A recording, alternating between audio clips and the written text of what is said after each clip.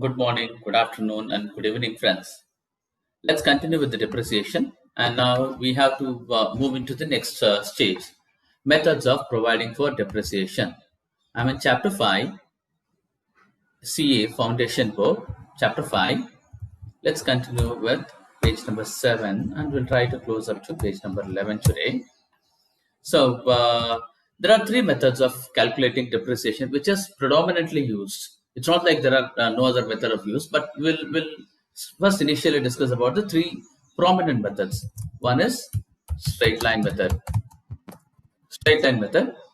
and the second one is diminishing balance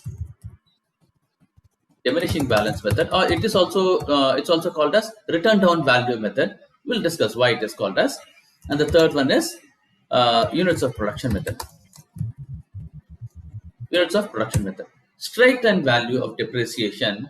See, according to this method, an equal amount of the asset value is deducted and then charged to P&L. Right? Equal amount throughout the working life of the asset. And we saw in the earlier class also, if the asset value is, let's put this straight line method. This is what we are going to discuss first. So, equal amount is charged, equal amount throughout the life of the asset. Is charged to profit, right? One way it is good, like every year there will be a same amount that will get charged as depreciation. But what is the major challenge that it will have is, at the beginning of the life of the asset, when the asset is purchased, and in the initial stages, repairs and maintenance will be very low, right? Repairs and maintenance will be low. And as the year progresses, repairs cost will be higher.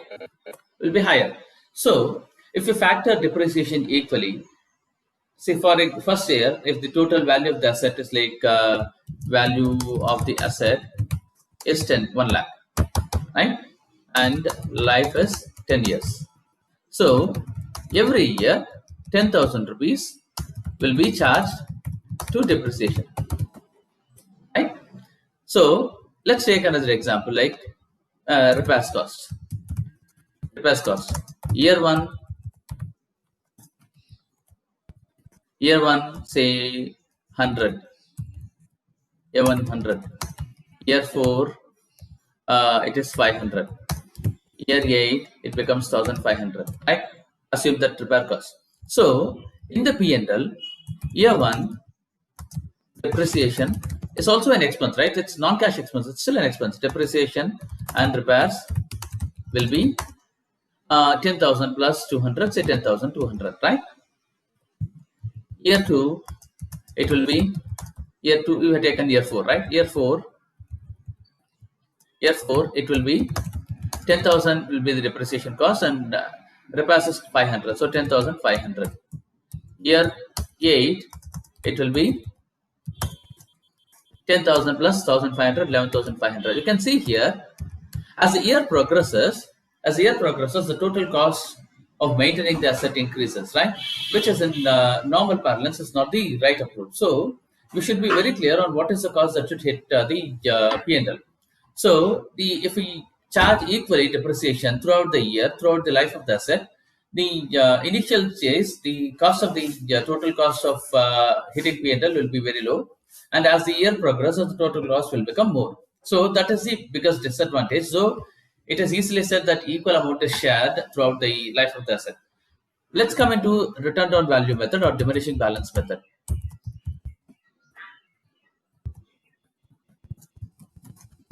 Diminishing balance method. In the diminishing balance method, a fixed percentage of the diminishing value of the asset is written off each year, right? As to reduce the asset to the residual value. And at the end of the life, repairs and small will be charged according to P&L. Let's take diminishing value method. In the diminishing balance method, whatever the end balance of the asset at the end of the year, that will be carried forward to the next year, and the same percentage will be applied rather than the same amount. In this case, same percentage will be applied. Let's take 10,000 as the cost of the asset, and life is 10 years, right? And depreciation percentage is 10%, right? Year 1, depreciation will be 10,000 into 10 by 100, which is equal to 1,000, right? Year 2, value of the asset less depreciation is 9,000, right? Because we already charged 1,000 rupees as depreciation in year 1, so value of the asset is 9,000. And depreciation will be 9,000 into 10 by 100, which is equal to 900, right? So similarly, in the year 3, value of the asset less depreciation is 8,100. So depreciation will be 8,100 into 10 by 100, which is equal to 810. So similarly, depreciation is calculated at the value of the asset less depreciation. In the case of straight line method, equal amount is depreciated, right? 10,000 rupees is charged to profit and loss account every year. In this case, the advantage of diminishing balance method is, like, let's take the example of repair cost again. Repair cost year 1 is equal to 100. Year 2 is equal to 200. Year 3 is equal to 300, right? In this case, the total cost that is hitting P&L, profit and loss account, will be rupees 10,100 in year 1. Year 2, it will become 1,100. Year 2, it will be 1,100. 900 plus 200, it is year 2 is equal to 1,100. Year 3 is equal to 800 plus 300, 1,110. So on. There is no increase in cost, because as the year progresses, the price cost will be more. Here you can see the cost is more or less equally distributed throughout the year. In this case, the cost is increased. Right? Cost is increasing, whereas in this case, the cost, in fact, we have taken a different example. So otherwise, the cost will be coming down or more or less equally distributed throughout the year. Because as the year progresses, repairs cost will be more, depreciation cost will be less, because the asset value will come down. That is the biggest advantage of diminishing balance method, right? Calculation is more simple, and then till the end of the year, there will be a residual value which will be arrived at, etc. Right? So more easiest and simplest way of calculating the depreciation, I'll not say simplest way, but the most better way and of calculating depreciation is the diminishing balance method or return on balance method. The third option, what we saw, is the unit of production method. But again, most commonly used, we will come to unit of production method in the subsequent class while we discuss about the annuity, etc. Let's the P&L or the journal entries, what is to be processed. Let's say that journals for processing depreciation, right? The most common journal that comes that's processed on depreciation is depreciation account debit to provision for depreciation. Why provision for depreciation?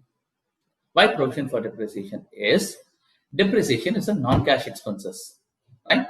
And if it is charged to P&L, it gets absorbed in the current year profit and loss itself. It gets absorbed in the current year profit and loss. So the cost has to be accumulated. The money has to be accumulated so that the money can be used for replacing the asset once its life is over. So the most common way is to create a provision for the asset so that when the asset becomes null and void, using the provision amount, and new asset can be purchased. That is the reason it's taken to depreciation account debit and provision for depreciation account. And second entry that will get processed is transferring the depreciation to P&L. So profit and loss account, debit to depreciation account. So in this way, depreciation is charged to P&L every year, and the provision will get accumulated till the life of the asset, and then using the provision, asset can be replaced. The other way of doing it is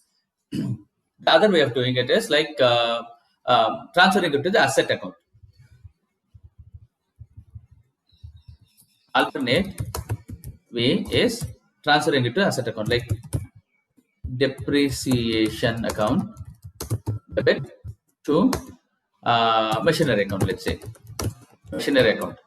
And second entry is profit and loss account debit to depreciation. Second entry still remains a profit and loss account debit to machinery account. So to depreciation account by transferring depreciation to P&L.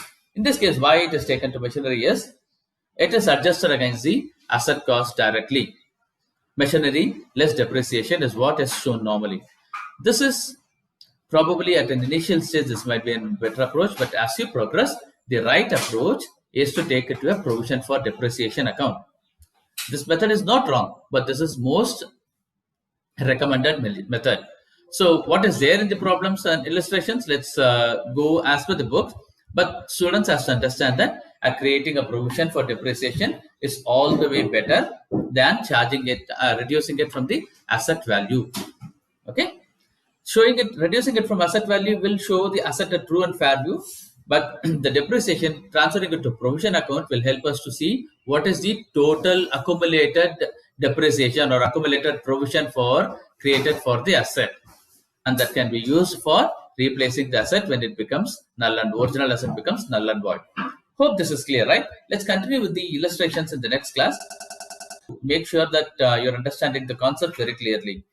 Please come back to me with any doubts or clarifications, and obviously you can send an email to me at this email ID, babupriya@redofmail.com, wherein I'll come back to you with any queries or I can answer your queries. And you can also post your comments onto this video. Thank you, friends, and have a great day.